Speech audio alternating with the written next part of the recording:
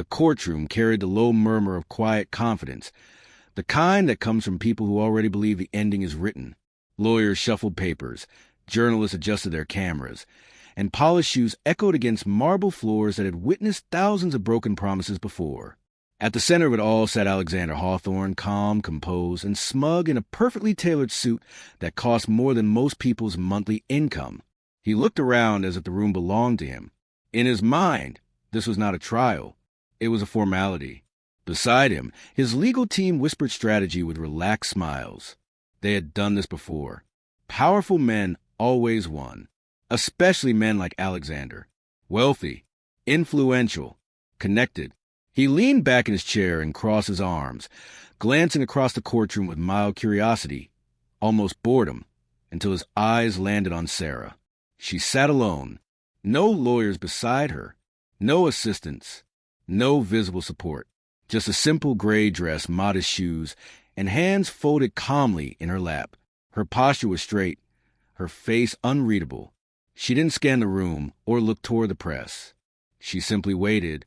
Alexander smirked. To him, she looked exactly how he wanted her to look. Small, isolated, finished.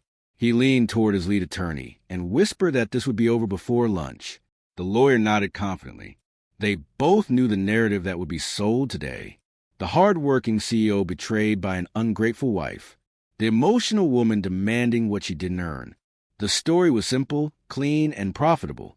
Alexander Hawthorne had always believed power made him untouchable. At 38, he was already the CEO of a fast-growing tech company praised in magazines and admired in boardrooms. Investors trusted him. Employees feared him. The media loved him. He wore charm like armor and cruelty like a secret weapon. He had perfected the art of appearing generous while quietly taking everything. Sarah had been part of that taking. Years ago, when Alexander had nothing but an idea and ambition, Sarah had been there. She stayed awake during endless nights while he worked. She listened to pitches that went nowhere. She believed when others laughed. She sacrificed comfort, stability, and time without ever asking for credit. But Alexander didn't remember that version of himself anymore. Success had rewritten his memory. Now, Sarah was just an obstacle. He had already moved on. A younger woman waited for him in a luxury hotel downtown, convinced she had won a powerful man. Alexander planned to finish the hearing, sign a few papers, and step into his next life without looking back. Sarah would leave with nothing. No money, no dignity, no voice. When the judge entered, the room fell silent. Proceedings began smoothly, exactly as Alexander expected. His lawyer stood and launched into a ruthless attack. He spoke with rehearsed certainty, painting Sarah as lazy, emotionally unstable, and unfaithful. He questioned her contributions, her loyalty, her worth. Every sentence was designed to strip her down publicly. The words echoed through the courtroom. Journalists typed eagerly. Cameras zoomed in, waiting for tears, waiting for a crack, waiting for Sarah to fall apart, so the story could be sealed. She didn't. Sarah remained still. Her breathing was slow, her gaze steady. She didn't interrupt. She didn't react. She didn't even look at Alexander. That unnerved him more than anger ever could. At exactly 10 in the morning, Sarah did something unexpected. She reached into her purse and removed a small, old-fashioned pager. It vibrated once. Quietly, she glanced at it, then at the clock mounted high on the wall. 10 o'clock. She stood. The movement caught everyone off guard. Conversation stopped. Heads turned. Even the judge paused. Sarah spoke calmly and respectfully. She said her legal representation had arrived and requested permission for them to enter. A ripple of laughter moved through the courtroom. Alexander laughed openly this time. He shook his head and leaned back again. To him, this was desperation, a final attempt to delay the inevitable. The judge dismissed a request, instructing Sarah to sit down so proceedings could continue. She didn't argue. She didn't insist. She simply said thank you and remained standing. That was when the courtroom doors slammed open. The sound was sharp and heavy, slicing through the laughter like a blade. Every head snapped toward the entrance. 6 men in black suits entered first, moving with quiet discipline. Their presence controlled and deliberate. They didn't look around. They didn't speak. They stepped to the sides, forming a clear path. Then he walked in. An older man with silver hair and eyes that carried decades of power entered slowly, leaning lightly on a cane. He didn't rush. He didn't need to. His presence alone altered the air in the room. Conversations died instantly. Even the judge straightened unconsciously. Those who knew. Whispers spread like electricity. William Vanderquilt. The name alone carried weight. Old money. Deep influence. A family whose decisions shaped markets, industries, and governments. A dynasty that did not announce itself often, but when it did, consequences followed. Alexander felt the blood drain from his face. The man stopped beside Sarah and smiled warmly. He placed a hand on her shoulder and asked if she was all right. She smiled back, softer than she had all morning, and answered that she was fine. She called him Dad. The courtroom froze. Alexander's mind raced, rejecting what his eyes were seeing. It couldn't be true. It didn't make sense. Sarah had told him she came from nothing. A small town. No connections. No safety net. William Vanderquilt turned slowly to face Alexander. His voice was calm, controlled, and devastatingly polite as he introduced himself for the record. He explained that Sarah had chosen to live under a different name because she wanted a life built on love, not leverage. She wanted to be seen for who she was, not what she inherited. That choice, he said, had been respected. Until now. Victoria Vanderquilt stepped forward next. Younger than William, but far more dangerous. One of the most feared attorneys in the country. Her reputation alone was enough to make seasoned lawyers nervous. She announced that Alexander Hawthorne's claims were fraudulent and that a countersuit had already been filed minutes earlier. The judge granted an immediate recess. Alexander sat frozen. For the first time in his life, the room no longer belonged to him, and Sarah, silent until now, finally turned to look at him. Her expression wasn't angry. It was free. The courtroom trap. When the judge called a recess, the courtroom erupted into controlled chaos. Lawyers huddled together. Reporters rushed into the hallway to break the story, and phones vibrated nonstop with urgent messages. The calm certainty that had filled the room earlier was gone, replaced by confusion and fear. Power had shifted, and everyone could feel it. Alexander remained seated, his hands clenched so tightly that his knuckles turned pale. His lawyers whispered frantically beside him, flipping through documents that suddenly felt useless. Every argument they had prepared was now fragile. Every assumption was broken. The narrative they planned to sell had collapsed in seconds. Across the room, Sarah sat beside her father, composed and steady. For the first time since entering the courtroom, she allowed herself to breathe deeply. She had waited years for this moment, not out of revenge, but out of necessity. She had given Alexander every chance to stop. He never did. William Vanderquilt leaned slightly toward her and asked if she was ready. Sarah nodded. She had been ready long before today. When the court resumed, the atmosphere was entirely different. The judge addressed the room with visible caution now, aware that this was no longer a simple divorce hearing. Victoria Vanderquilt rose smoothly from her seat and introduced herself formally. Her voice was calm, but it carried authority that commanded attention without effort. She began by dismantling Alexander's claims piece by piece. She presented evidence showing that Sarah had never been unfaithful. Phone records, travel logs, and sworn statements eliminated every accusation. Then she moved to finances, bank transfers, trust documents, shell accounts, each one carefully displayed on the screen behind her. Alexander's lawyer attempted to object. The judge overruled him. Victoria explained that Sarah was not only financially independent, but also the primary silent investor behind Hawthorne Technologies. The early funding that Alexander often credited to anonymous angel investors traced directly back to a Vanderquilt family trust established years before the company was founded. Alexander shook his head in disbelief. Sarah finally stood again. Her voice was steady, clear, and quiet, yet filled the room more powerfully than any shouting ever could. She asked Alexander if he remembered the first investor meeting. He almost canceled, because no one showed interest. She reminded him of the night she told him not to quit. She reminded him of the wire transfer that arrived the next morning. He nodded slowly, his mouth dry. Sarah explained that the money came from her trust, that she had believed in him when no one else did, that she had chosen not to take credit because she trusted him. She told the court that she didn't want ownership on paper because she believed in partnership, not control. Alexander couldn't speak. Victoria continued without mercy.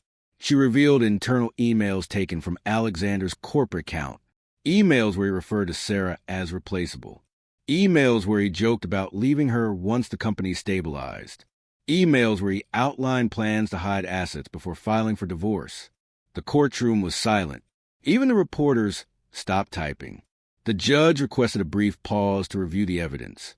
When proceedings resumed, his tone had hardened. He ordered an immediate freeze on Alexander's personal and corporate assets pending investigation. The words hit Alexander like a physical blow.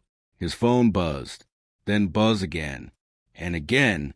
Messages from his bank, his assistant, his board members.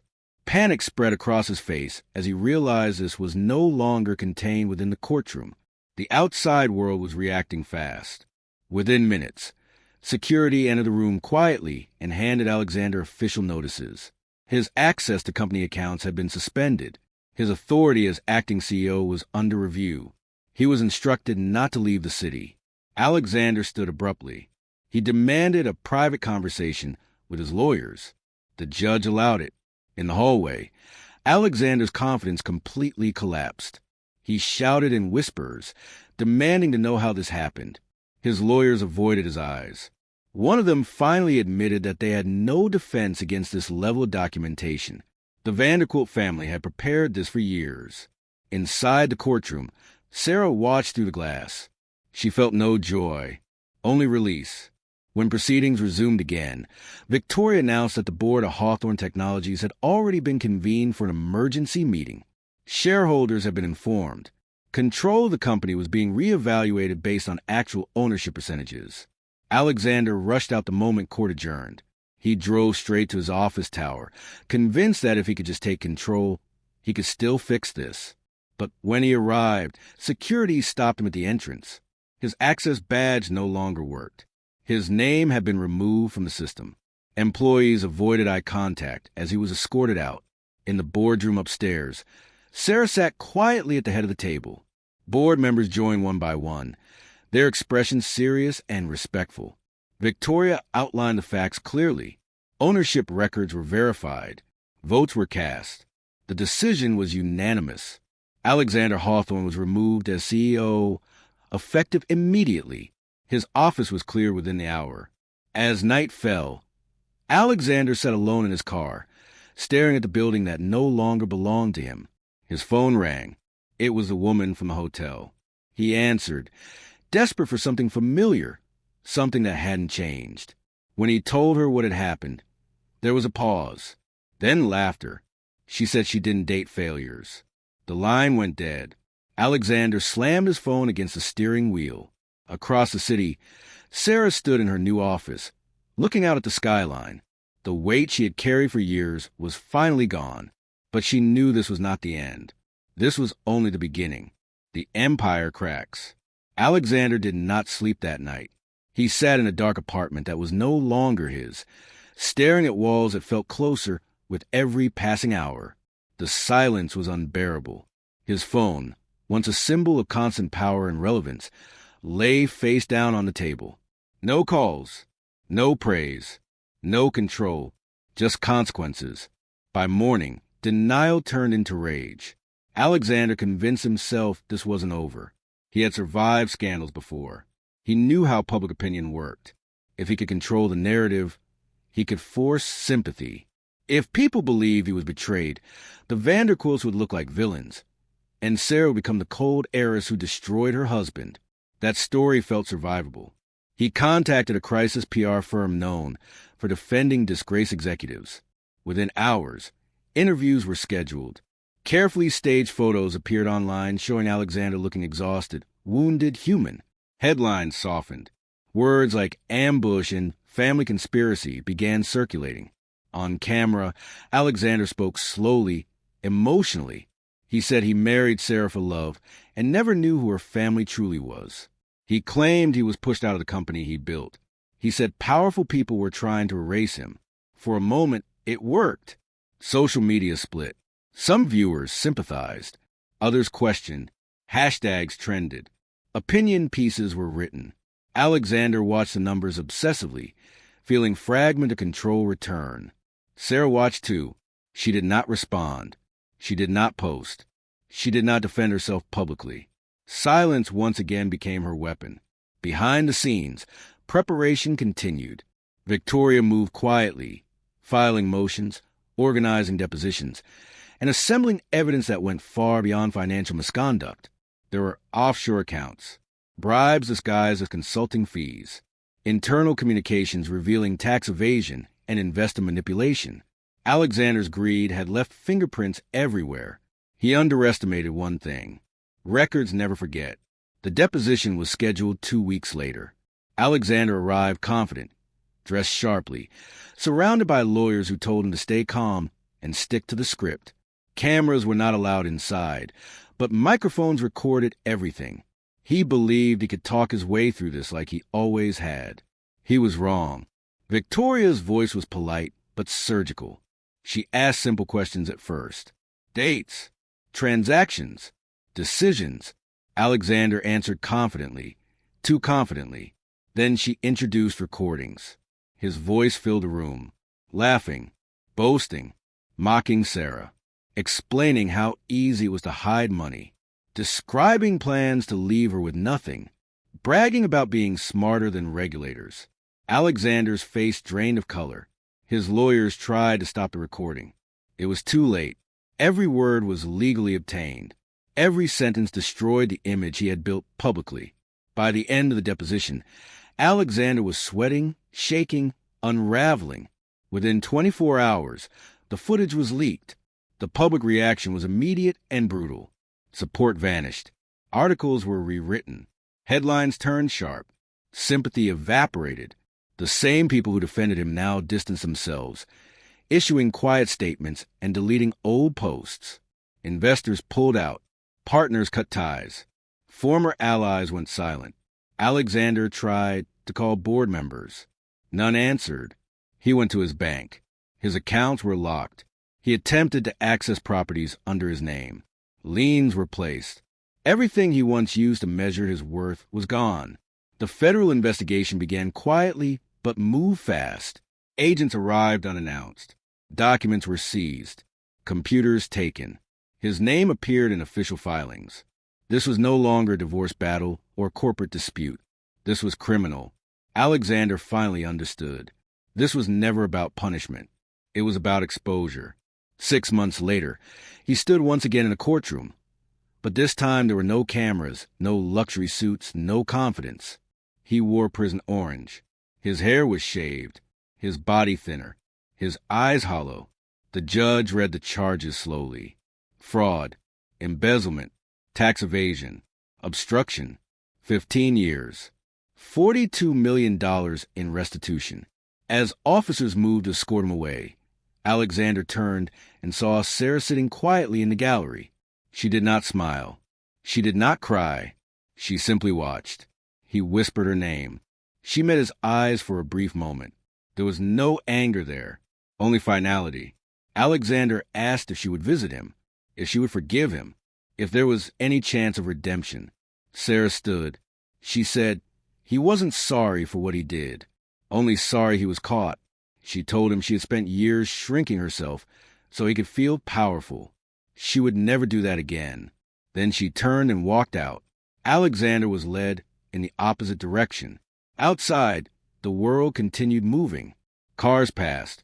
People laughed. Life went on. Inside the city's tallest office tower, Sarah stood at the window of her office, now officially hers. The company was stable. Employees were protected. The future was open. But one final chapter remained. The quiet legacy.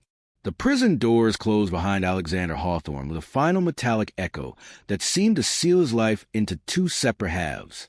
Everything before the trial felt unreal now. like a story that belonged to someone else. The world he once ruled no longer knew his name. Inside those walls, power meant nothing. Influence meant nothing. Time was the only thing that mattered, and there was far too much of it. Outside, Sarah did not look back. She stepped into the sunlight feeling lighter than she had in years. The city moved around her, unaware of the personal war that had just ended. People rushed to meetings, laughed on sidewalks, complained about small things. Life continued, indifferent and beautiful. In the weeks that followed, Sarah returned to work quietly. She did not announce herself as a victor. She did not give interviews or celebrate publicly. Instead, she listened. She met with employees. She reviewed departments. She corrected mistakes Alexander had buried under charm and pressure. People noticed the difference almost immediately. Under her leadership, the culture changed. Work hours became humane. Transparency replaced fear. Promotions were earned, not manipulated. Slowly, trust returned to the company. Investors who had once fled began to come back, not because of the Vanderquilt name, but because of results. Sarah insisted on that distinction. She introduced herself simply as Sarah, not an heir, not a symbol, not a spectacle. She made it clear that the company would stand on integrity, not intimidation. Employees who once whispered now spoke openly. Productivity rose. Loyalty followed. The board watched in quiet approval. William Vanderquilt visited once, walking through the offices without ceremony. He observed, asked questions, and left without advice. He didn't need to guide her. She had already become what she was meant to be. Months passed. The media lost interest, as it always does when drama fades and stability takes its place. Alexander's name appeared occasionally in articles about corporate fraud. His story reduced to a cautionary headline. He wrote letters from prison. None were answered. Sarah donated the restitution money quietly. Education programs. Legal aid for women trapped in abusive financial relationships. Business grant for founders without access to capital. She never attached her name to any of it. Power, she had learned, didn't need applause. One evening, Sarah stood on the balcony of her apartment overlooking the city. The skyline reflected years of struggle, patience, and survival. She thought of the girl she once was, believing love meant shrinking, believing silence meant weakness. She smiled softly. Silence had never been weakness. It had been preparation. Alexander believed power was something you took before someone else could. He thought dominance meant control. He confused noise with strength. Sarah proved something else entirely. Real power waits. Real power observes. Real power builds quietly until a moment comes to stand, and when it does not shout. It ends things. The courtroom that once dismissed her would remember her forever, not for anger, not for revenge, but for precision. The story was never about a man who fell. It was about a woman who rose without asking permission. And long after Alexander Hawthorne was forgotten, Sarah Vanderquilt's legacy continued, not as a warning, but as proof that the underestimated often carry the sharpest edges, and when they finally move, they change everything.